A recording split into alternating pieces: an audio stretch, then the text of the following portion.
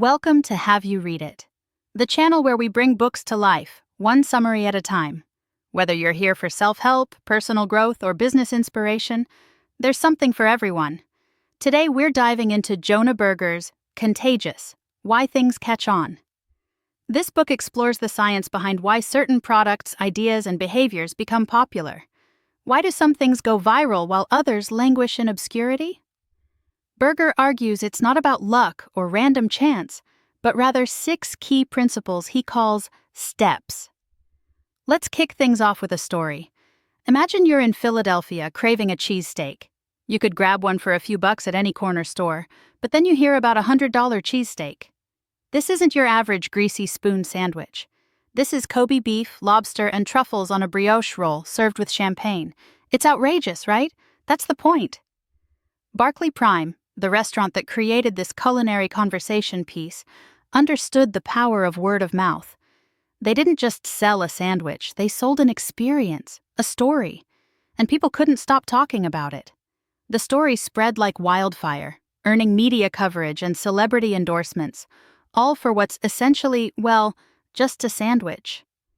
This story perfectly illustrates Berger's central argument. Contagiousness is engineered, not accidental. It's not that some things are just inherently more interesting, it's that they're crafted to be more shareable.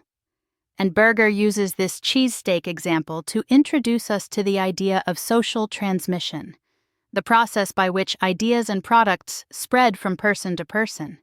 We all know how influential word of mouth can be. Think about it. You're far more likely to try a new restaurant if a friend recommends it than if you see an ad on TV. Why? Because you trust your friend's opinion more than a paid advertisement. And that's just one reason why word of mouth is so effective. It's more persuasive because it comes from a trusted source, and it's more targeted because we tend to share information with people we think will be interested. Berger points out that while social media plays a role in social transmission, offline word of mouth is far more prevalent than we might think. Only about 7% of word of mouth happens online. The rest happens in face-to-face conversations, phone calls, and other offline interactions. So, while social media platforms like Facebook and Twitter can amplify word of mouth, they're not the primary drivers of it. So, what does make things contagious? Berger identifies 6 key principles: social currency, triggers, emotion, public, practical value, and stories. Together, they spell steps. Let's break down each principle. Social currency. We all want to look good in the eyes of others. Sharing interesting or exclusive information makes us seem smart, cool, and in the know. It's a form of social currency. Think about Please Don't Tell, the speakeasy hidden behind a phone booth in a New York City hot dog joint. The secrecy and exclusivity make it a social currency goldmine. People talk about it because it makes them seem like insiders. Another aspect of social currency is inner remarkability. Take Blendtec, the blender company. Their Will It Blend videos, featuring a guy in a lab coat blending everything from iPhones to golf balls, aren't just entertaining. They're remarkable. And talking about remarkable things makes us seem more remarkable. Then there are game mechanics. We're all motivated by achievement, whether it's earning a high score in a video game, reaching a new level in a loyalty program, or being crowned mayor of our favorite coffee shop on Foursquare. These game mechanics create social currency by giving us something to brag about. Triggers. If social currency gets people talking, triggers keep them talking. Triggers are stimuli that prompt us to think about related things. For example, seeing a Reese's peanut butter cup might trigger you to think about chocolate. Or hearing the word Friday might remind you of Rebecca Black's infamous song. The more often we're triggered to think about something, the more likely we are to talk about it. Think about Kit Kat's clever campaign linking their candy bar to coffee. Kit Kat and coffee, coffee and Kit Kat. By repeatedly pairing these two things, they created a new trigger. Now every time you grab a cup of coffee, you might be reminded of a Kit Kat. Emotion. When we care, we share. Emotions, especially high arousal emotions like awe, excitement, amusement, anger, and anxiety, drive us to share. Think about Susan Boyle's stunning performance on Britain's Got Talent. It evoked awe and inspiration, and people couldn't help but share it.